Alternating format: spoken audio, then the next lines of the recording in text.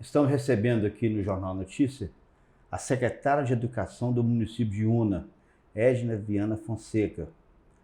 Eu quero aqui parabenizar a Edna pelo belíssimo trabalho que você está fazendo na frente da educação, Edna, e desejar boas-vindas. Boa tarde, prazer recebê-la aqui. Não, o prazer é meu, principalmente pela oportunidade de falar desse retorno, né, do ano letivo. O que aconteceu que as aulas não começaram no dia 3 como estava previsto? Na verdade, o Estado é que fez essa previsão para o dia 3, né? Tanto é que retornou hoje. O município já sabia que ia, porque a gente está fazendo JPP. Tem 3 dias que os professores estão trabalhando no JPP para dar o início no dia 7 com os alunos. Então, os professores estão recebendo acolhimento, né? Planejando o retorno dos alunos. Para o dia 7, os alunos vão receber esse acolhimento. Essa jornada pedagógica vai até sexta-feira, termina amanhã ou já encerrou? Isso, não. Aconteceu dia 2, 3 e 4. Ah, sim. Porque aí é a preparação, né? Os professores precisam, eles chegam primeiro, preparam para o retorno dos alunos. E como é que, depois desse período de pandemia, de revezamento e turmas alternadas, como é que você encaixa tudo isso agora para começar um ano diferente, novo, após esse período da pandemia? Eu tenho falado muito, o Saloto, que 2020 foi um ano diferente de 2021 e a gente espera que 2022 também seja diferente. No sentido da gente esperar que vai ser um ano de muito trabalho, eu tenho repetido isso por várias vezes, mas eu acho mais tranquilo. Por mais que a gente saiba que a gente tem muitos desafios para, né, enfrentar, principalmente esse atraso dos alunos, mas a gente acredita que vai ser um ano mais tranquilo para trabalhar. O Omicron está aí e tem o contágio é muito rápido, mas baseado em pesquisas, a gente já sabe que essa variante está presente em qualquer espaço, né? Principalmente no espaço doméstico. Prova disso é os alunos que estavam de férias e esse número, né, subiu tão rápido.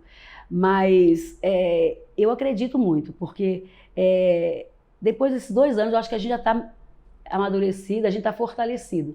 E é bacana porque eu vejo muito esse trabalho de equipe, né, de grupo. Todo mundo junto para combater essa pandemia aí. Então, assim, eu estou bem esperançosa que vai ser um ano mais tranquilo para a gente nesse sentido. Mesmo eu em pleno auge, né, do Omicron, mas baseado em estudos e muita pesquisa mesmo, a gente sabe disso, que está percebendo que vai ser um ano mais tranquilo para a gente trabalhar. 2020 os alunos ficaram em casa, fazendo as tarefinhas e mandando online para vocês. 2021 já foi alternado, ficava uma semana em casa, uma semana na escola. Isso trouxe muito prejuízo para o aprendizado dos alunos, Edna? Trouxe, o Saloto, e até mais do que a gente esperava, porque no retorno deles, eles ficaram praticamente 1 ano e meio remoto. E depois, no segundo semestre, eles retornaram híbrido, que é só 50%. Então, assim, a gente sabe da dificuldade deles com acesso à internet e essa dificuldade mesmo de acesso, e a gente sabe que esse período remoto foi de grande prejuízo. Quando eles retornaram, a gente fez uma avaliação diagnóstica e a gente constatou isso, que o atraso era grande. Então, assim, a gente até começou com reforço, eu falo que foi só para esquentar, mas a gente vai ter que trabalhar com reforço. A gente fez um currículo adaptado, já sabendo disso, né? Com aqueles conteúdos que o aluno perdeu e com o conteúdo que eles teriam que ver na série que estão agora em 2022. Mas está atrasado. A gente fez essa avaliação diagnóstica e o atraso é até maior do que a gente imaginava. Esse reforço vai ser feito num turno fora do horário de aula? Não, a gente tem uma dificuldade com a família em trazer o filho no contraturno. Então, assim, a gente está organizando um calendário para colocar dentro, junto com o professor, né, para trabalhar junto com o professor. Foi assim que a gente começou o ano passado, a gente não fez contraturno, mas um reforço para o professor que está na sala, porque ele conhece a gente vai fazer a avaliação diagnóstica de novo, então, assim, à medida que a gente for detectando, a gente vai colocar essas pessoas justamente para dar esse apoio. Tem sala que nem vai precisar, porque a gente está tentando reduzir o número de alunos em sala. Mas aí tem caso que a gente não consegue, então a gente vai colocar essa pessoa junto com o professor para o reforço. Agora, mesmo se você avaliando que o problema hoje da pandemia é menor ou que está praticamente resolvido, Mas quais os cuidados que você adotou para que os alunos voltem com segurança, para não haver um contágio e uma quantidade grande de alunos contaminados? A verdade é que a gente tem receio da pandemia, porque é uma realidade, a gente não pode negar isso. Mas com a vacina já está provado que, por mais que tenha aumentado os casos positivos esses últimos dias, mas o número de mortes, por exemplo, reduziu muito. Então, assim, apesar que a gente também, hoje, por exemplo, eu vi uma matéria falando de porcentagem em casos de mortes, mas geralmente são os adultos não vacinados, né, ou com vacina atrasada. Então, assim, a gente segue com os protocolos, né, que é principalmente máscara, álcool em gel. Os funcionários das escolas, eles estão preparados, eles vão fazer a limpeza, a higienização desses lugares onde os alunos compartilham, maçaneta de porta, mesa do refeitório, a troca de turno nas salas de aula. Então, assim, eu acredito de verdade que o lugar mais seguro ainda hoje é dentro das escolas, porque a gente está fiscalizando o tempo todo. Não vou falar de perfeição, mas eu acredito que é um ambiente mais seguro hoje. A gente, na verdade, está todo mundo fiscalizando o tempo todo, vigiando, e é quase que um esquadrão de higienização. Então, assim, os protocolos vão ser seguidos, esses protocolos, eles são orientados, né, orientam a gente, é a Secretaria de Saúde do Estado e a Municipal. Nós estamos aí fazendo uma campanha de vacinação, e é interessante porque tanto a Unicef quanto a Unesco, eles têm batido muito na tecla de não suspender a aula, de aula presencial, e o foco é testagem. À medida que esses alunos forem testando positivo, espero que não aconteça, mas se acontecer, eles vão ser testados e afastados. E eles têm direito ao ensino remoto, né? O material que os alunos estiverem vendo na sala de aula, o aluno vai receber em casa. Então, ele não vai, né, esse prejuízo ele não vai ter. Mas a última medida hoje é suspender a aula. A rede Essa é a orientação. municipal tem quantos alunos matriculados? Nós temos uma média de 3.600 alunos. 3.600 alunos. Com essa quantidade de sala de aula que o município dispõe, dá para fazer um distanciamento adequado para o aluno não ter contato muito próximo com o outro? O Saloto, se eu falar que a gente vai conseguir manter, eu estou mentindo. Porque crianças sabem, né? Gosta de abraçar, gosta de estar perto.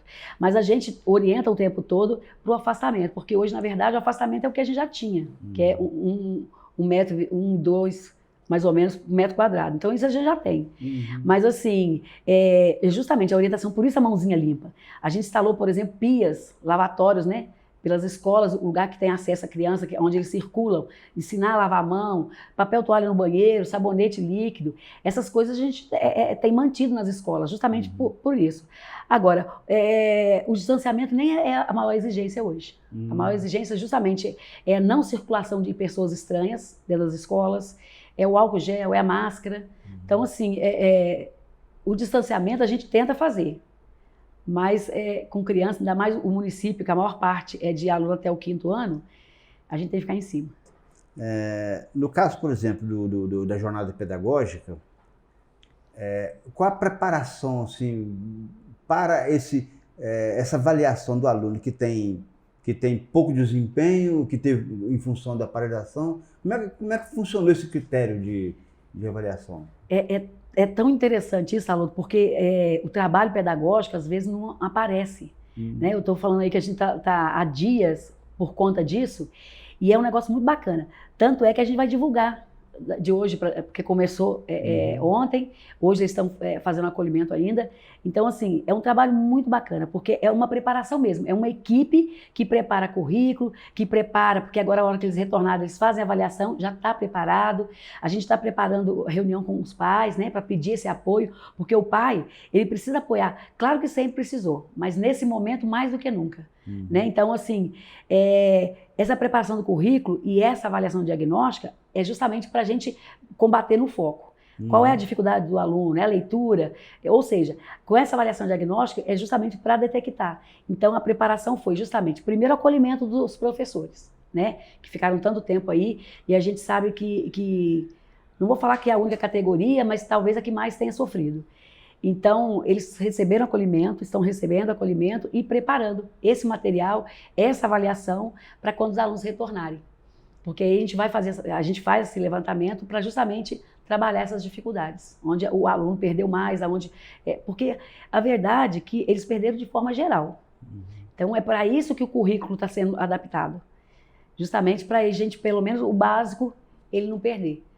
Então assim, eu acredito que a gente vai levar um tempo, mas a gente consegue recuperar.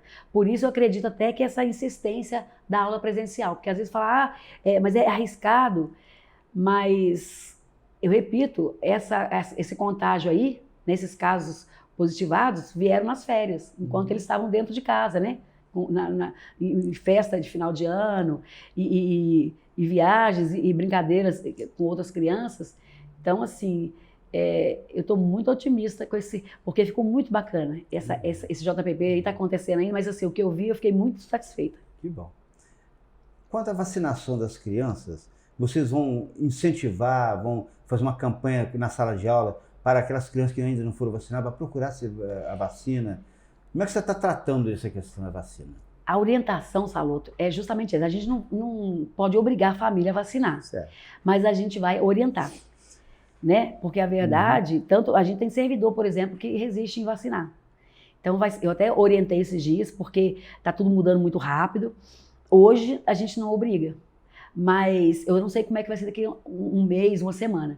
Então, a gente está orientando tanto o servidor quanto as crianças. A gente não pode negar que após essa vacinação, o número de mortes reduziu bastante. Então, assim, a tendência é mesmo a gente fazer essa campanha para a gente conseguir o maior número possível de crianças vacinadas. Então, vai ser orientado sim. Você acredita que uns 10% ou 20% que não vacinaram ainda, ou até menos? De servidor? Não, dos alunos, as crianças. Como a gente tem a maioria das nossas escolas, a gente só tem 5 escolas hoje com ensino fundamental 2, que é do 6º ao 9º ano. Ah, tá. A maioria do município é até o 5º ano, então a maioria não vacinou ainda. Não vacinou, né? Não. Inclusive não é só em Una, nessa luta. O número de procura pela vacina de criança ainda é muito baixo. Muito baixo, né? Então você acredita que hoje mais da metade dos alunos da rede municipal sim, ainda não está vacinado? Não vacinou, eu acredito. A procura é baixa. É baixa ainda, né? A adesão, na verdade, é por isso que a gente precisa fazer essa orientação, né? Porque os dados estão aí, a gente não pode negar. E aí, o que a gente tem hoje ainda é a vacinação. Houve uma contra-informação ou alguma coisa assim que parece que a Anvisa ela não se responsabilizar pelo que viesse a acontecer com as crianças, que houve um bafafá e acabou atrapalhando um pouco também, né, o interesse pela vacinação, né? Mas depois com a chegada da Coronavac, aí as pessoas entenderam que aquela não era tão problemática, né? Exatamente. Mas mesmo assim não deixou de atrapalhar um pouco, né, Edna? Esse é o problema, porque às vezes acontece um caso grave lá no estado de São Paulo, igual esses dias atrás aconteceu, e aí vira notícia. Mas aí, se você for investigar, você vai ver que é uma criança que tinha uma comorbidade que a família não sabia. Então, assim, infelizmente, as redes sociais têm a função dela positiva, mas, nesse sentido, ela é negativa. Porque, às vezes, é aquela publicidade imediata e as pessoas não buscam aprofundar na informação. Isso é claro que como qualquer outra vacina, né? Até então a gente nunca procurou saber que vacina a gente estava tomando. Claro que a gente teve pouco tempo, né, para desenvolver, mas são cientistas, né? São pessoas que sabem do que estão falando. É verdade. Transporte escolar, está tranquilo? Vai ter transporte para toda a demanda de aluno? Como é que está isso aí? Você mexeu num assunto que é o que tem tirado o sono da gente. Não de hoje, mas o ano inteiro aí, 2021, e adentrou 2022. Transporte escolar é compartilhado com o Estado. E, na verdade, a gente acaba ficando recebendo as reclamações, as demandas, porque a gente está perto do usuário. E, nesse compartilhamento, o Estado é categórico. Ele não paga com menos de 3 quilômetros de distância. E o próprio Estado já reconheceu que Una tem uma geografia muito diferenciada. Não que é a única cidade que tem uma região serrana, né, com relevo muito acidentado, mas já reconheceu que Una, do Estado, é o mais complicado. E a gente está nesse debate aí com o Estado desde 2021 e agora janeiro, se estendeu até janeiro, e essa semana a gente está nessa negociação porque o Estado ele não aceita fazer esses 3 quilômetros a menos e a gente tem muitos alunos que dependem desse transporte, que moram menos de 3 quilômetros de casa, da escola, né, a distância entre escola e casa, mas a gente acredita que a gente vai conseguir entrar num acordo. Porque o ano passado, a prefeitura bancou esses aditivos de transporte, o Estado, a primeira leva aí de aditivo, a gente fez 37, o Estado pagou 4, e o município arcou com essa despesa sozinho. E a maioria dos alunos do Estado. Então, assim, a gente está negociando, tentando chegar no que é bom para a gente, o que é bom para o Estado e principalmente bom para o usuário. Mas não é um assunto fácil de resolver. Nem é má vontade, eu acredito. É porque é um assunto complicado mesmo. Nós temos um município, você vê que de Pequiá, Príncipe, Rio Claro, para Uberaba, por exemplo, para Trindade, é muito distante. Nós temos escola aí com 60 quilômetros de distância. O caso de Una é bem complicado o transporte, mas a gente vai trabalhar para justamente o mais rápido possível estar tudo organizado, regularizado e o usuário não ficar prejudicado, né? Depois que implantaram o sistema de GPS para poder marcar o ponto onde os alunos moram, o transporte está indo na casa de todo mundo buscar ou tem um lugar que eles esperam e os alunos descem e aproximam daquele ponto ali para embarcar no ônibus? Pois é isso que eu estou falando. Quando o aluno mora menos de 3 quilômetros, no retorno, o ano passado, o município arcou sozinho, porque o Estado não permite fazer. Uhum. Só que assim, a gente está trabalhando para isso. O Estado está meio irredutível, mas no ano passado o prefeito arcou. E eu acredito que o aluno não vai ficar sem. Só que aí também não é justo compartilhar e o município arcar com a maior parte do transporte. Então, assim, é um caso bem complicado. Hoje, por exemplo, eu atendi umas 6 famílias. Porque a família, às vezes, não quer colocar o filho perto de casa. Porque a lei é bem clara, o aluno tem que estudar na escola mais próxima. Uhum. Mas, às vezes, por vários motivos, a família não quer que estude ali, quer levar para uma outra escola. Aí, nesse caso, por exemplo, a gente não pode arcar com o transporte, entendeu? E a família, às vezes, não entende. Então, assim, é um assunto bem delicado para a gente. Mas esse sistema de rotatividade das escolas que foi montado para não haver discriminação de escola, de professores, negócio, porque havia uma dificuldade nisso aí, né? Na hora de colocar o professor em determinada escola, às vezes não queria ir. Então houve um sistema de rotatividade para poder os alunos passar por todas as escolas, os professores também trabalham em todas as escolas e quebrar esse clima né, que havia de discriminação. Por exemplo, o aluno, um está no Naja, o outro, quando ele passa para outro período e vai para o Santíssimo, ela vai para o Guanabara, outro depois vai para outra escola. Isso aí também, se o pai não entender a importância disso, ele acaba achando que o aluno tem que ficar aqui ali e atrapalha o processo, né? Essa organização, eu particularmente gostei muito, porque, por exemplo, a gente tinha alunos maiores misturados com alunos menores, hoje a gente não tem isso. Uhum. Por exemplo, a Deolinda só tem 4º e 5º ano, então os alunos geralmente têm a mesma idade, têm o mesmo tamanho. O Naja Bicaí tem aluno até o 3º ano. Então, são alunos menores. Então, essa organização, eu acredito que foi bom, foi positivo. Uhum. Mas aí a família até entender, né? A gente tem que justamente ir argumentando e levando essas informações, e a família entende. A escola Deolinda ficou tanto tempo esperando pela reforma, até que enfim iniciou agora no mandato do Romário, né? Uhum. Na sua gestão como secretária. Qual a expectativa? Quando vai ficar pronta essa escola? O que a Deolinda vai ser após essa reforma? Eu estou feliz, eu fui lá ontem, tá tudo quebrado. Mas eu falo que a gente gosta, se está quebrado é porque tá mexendo, né? Uhum. A empresa pediu 90 dias, mas eu acredito que, mesmo que se atrasar aí, porque na verdade a gente não ia mexer em muita coisa, mas a gente acabou quebrando umas paredes para reestruturar a parte administrativa. Então, assim, eu acredito que dentro aí de uns 2 meses e pouco, a gente já está levando os alunos lá do antigo esqueleto, que chamam, para Deolinda.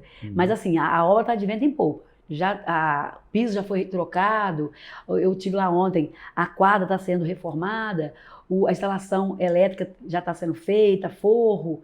Então, não vou falar que está quase pronta, mas está bem adiantada. Uhum. E, assim, eu acredito que a gente, bem no iníciozinho agora do ano, a gente consegue levar os alunos. Acessibilidade, a escola vai ter um sistema melhor, porque era uma escada difícil para o aluno subir e descer, né? E essa mudança, a estruturação da escola de Deolinda agora, vai contar com elevador, com rampa? Como é que vai ser isso? O espaço era muito pequeno para a rampa. Aí nós optamos por elevador, tanto é que é a última coisa que vai instalar. E tem até né, uma história que estava reformando, que o projeto estava pronto. Isso não é verdade. Uhum. O projeto nunca foi aprovado. Justamente um dos motivos era a acessibilidade. Uhum. E para a gente fazer a reforma agora, a gente teve que fazer um novo projeto. E aí, assim, a hora que terminar a reforma, vai ser instalado o elevador. Porque a verdade é que é um prédio, né, tem andares, e tem mesmo uma dificuldade para aluno que tem algumas limitações físicas, principalmente. Então, essa acessibilidade vai ter. Tanto é que o projeto só foi aprovado por causa da acessibilidade. Uhum. Quantos alunos estão nessa escola? Hoje nós temos uns 300 e poucos alunos. Na verdade, a gente está precisando trabalhar a questão do PROET, que é o Programa de Escola Integral, que a gente tem um prazo para aderir. E como a gente tem até o 5º ano, e a proposta do Estado é a gente permanecer com um aluno só até o 5º ano, a escola integral vai ser nessa faixa etária, de 4º e 5º ano. Então a gente já está assim, meio que já se preparando para a hora que a gente tiver que implantar mesmo.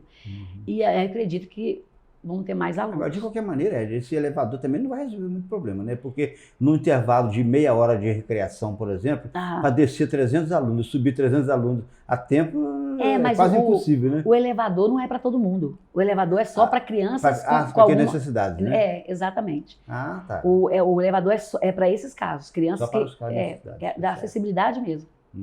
Eu trabalhei na Deolinda há 14 anos.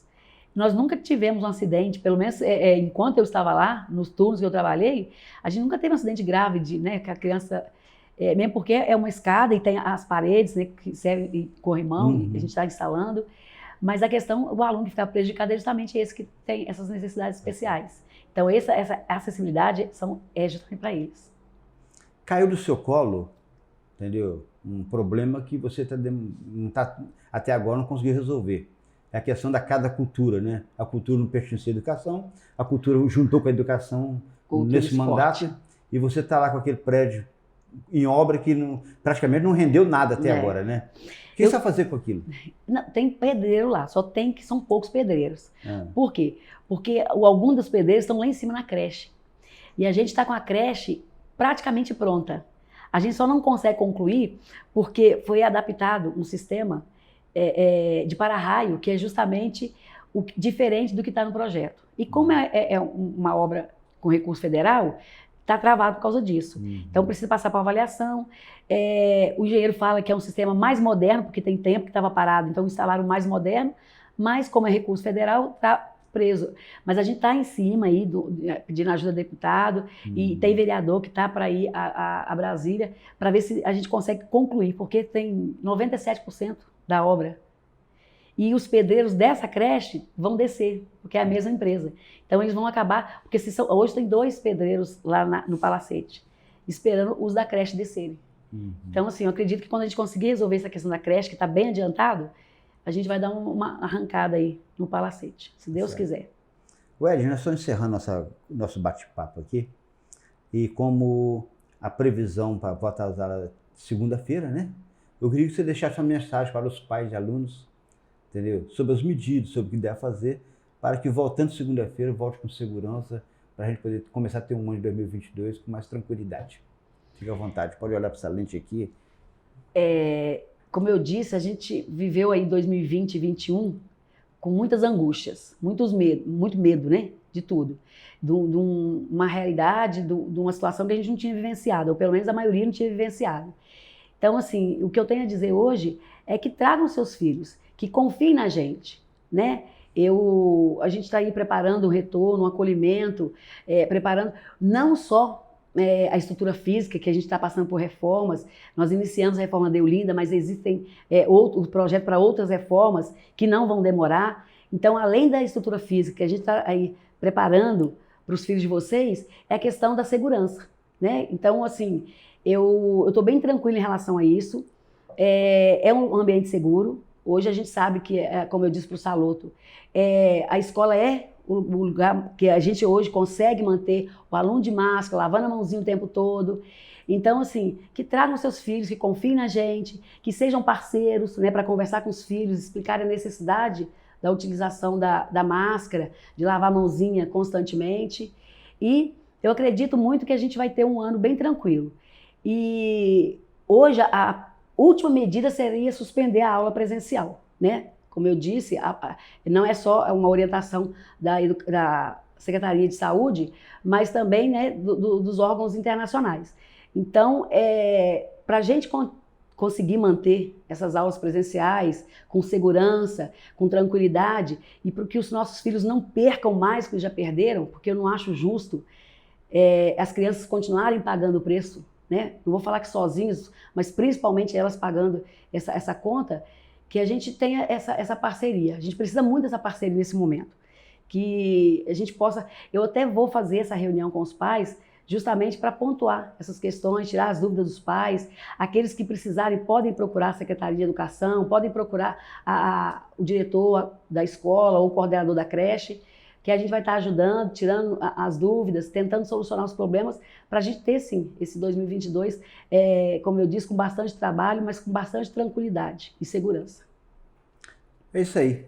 Nós recebemos aqui a Edna Viana Fonseca, secretária municipal de educação de Una, que está fazendo um belíssimo trabalho à frente da educação. Eu te parabenizo e agradeço, Edna, pela presença, tá? E sempre que você quiser nos dar a honra de vir aqui falar sobre educação, sobre a sua pasta, será muito bem recebida, ok? Eu que agradeço, porque, como eu falei, a gente precisa dessa porta, né? Porque às vezes alguns procuram pela gente, a gente dá informação, ajuda a solucionar alguns problemas, mas alguns não têm esse acesso. Então, assim, eu que agradeço a oportunidade e, claro, assim que der e a gente precisar, a gente vem sim, tá? Muito obrigado.